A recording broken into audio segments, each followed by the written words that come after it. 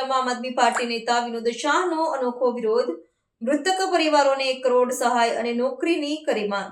વડોદરામાં booth level officer અને તેમના સહાયકો પરના અસહ્ય કાર્યભારણ, માનસિક તણાવ અને ઉપરાઉપરી થઈ રહેલા મૃત્યુના બનાવને લઈને ગંભીર સવાલો ઊભા થયા છે।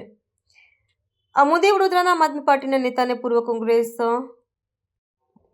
પૂર્વ કોંગ્રેસ ઉપપ્રમુખ વિનોદ શાહે સ્પંદન 4 રસ્તા પાસે અસામાન્ય વિરોધ પ્રદર્શિત કર્યો હતો।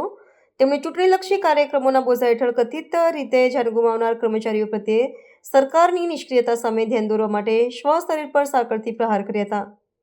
આ વિરોધના કેન્દ્રમાં છેલ્લા 19 દિવસમાં રાજ્યભરમાં ફરજ દરમિયાન 16 જેટલા બીએલઓના મૃત્યુની ચોંકાવનારી ઘટનાઓ રહેલી છે। આ સંદર્ભમાં વિરોધકર્તાએ મૃતક કર્મચારીઓના પરિવારજનો માટે તાત્કાલિક 1 કરોડ રૂપિયાની આર્થિક સહાય અને પરિવારના એક સભ્યને સરકારી નોકરી આપવાની માંગ કરી છે। વધુમાં જે બીએલઓ અને સહાયકો હાલમાં તણાવ કે બીમારીને કારણે સારવાર હેઠળ છે, તેમનો સંપૂર્ણ તબીબી ખર્ચ રાજ્ય સરકાર દ્વારા ઉઠાવવામાં આવે તેવી પણ સત્તાવાર અપીલ કરવામાં આવી છે।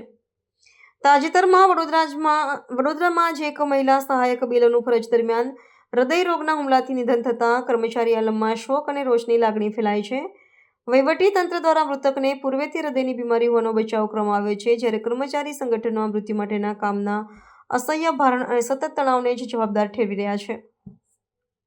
આ વિરોધ પ્રદર્શનથી ચૂંટણી પંચની મતદાર યાદી સુધારણાની કામગીરી અને કર્મચારીઓની સલામતી અંગેની નીતિઓ ફરી એકવાર ચર્ચાના કેન્દ્રમાં આવી છે।